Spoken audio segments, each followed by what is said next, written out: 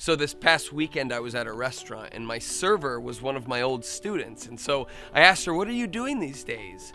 And she said, "Oh, I'm so glad you're here.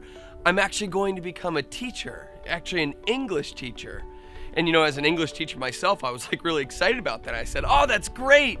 And she said, "Actually, I want to be one because of you." And I'm thinking what do you mean because of me? I didn't say this. But she said, I'm going to be an English teacher. I'm at college right now because of you. And this really took me back, because while I really love this student, I didn't have a whole lot of personal interactions with her. This wasn't a student that I spent a lot of time with day in and day out. Not for a number of reasons, whatever. This wasn't a student that I was particularly really close with. And yet here I am at a restaurant several years after she was in my class, and she's telling me that she's going to college to be an English teacher because of me. Let me just tell you that this was such a gift. This was the greatest thing a student could have ever told me. Because the truth is, being a teacher is often thankless work, right? We put in all of this time with our students. We invest and sacrifice time and energy and money and ourselves.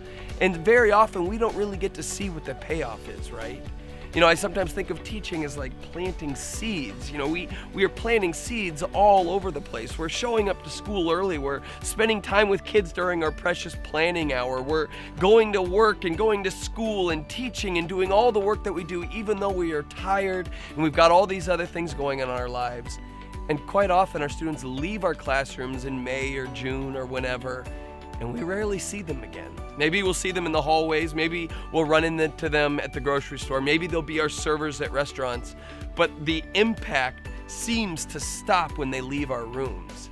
And yet I was reminded this past weekend that the impact that we have on our students continues far after we planted those seeds.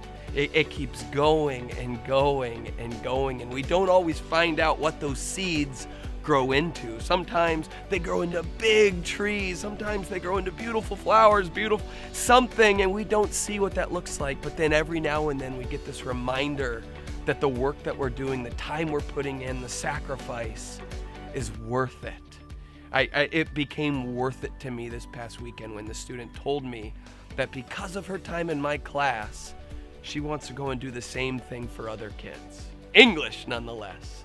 And so this is something that this is one of those hard to quantify, hard to put into words rewards of being a teacher. And it's one of those things that it's hard to explain to somebody else why it's so special to get to be a part of our students' lives. And so this holiday season, as you might be feeling like you're limping into the holiday break, or you're just beat down, you're tired, you're not sure if the sacrifice is worth it. You're not sure if the back-breaking work of planting those seeds and investing the time and money and energy that you do into your students is worth it. Know that you don't always get to see what those seeds grow into.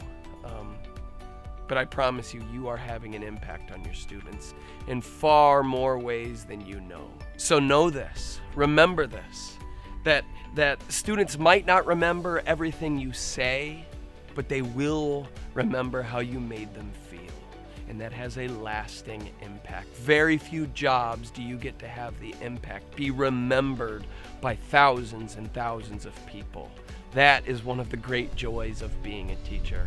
And so I just want to thank you for the work you do, and thanks for planting those seeds. And I hope and I pray that this Christmas season, this holiday season, that you are reminded in some special way, whether it's a server at a restaurant, or it's a letter from a parent, or a letter from a student, or running into some kid at the grocery store, whatever it is, I hope that you are reminded of the impact that you are having every single day in the lives of your students.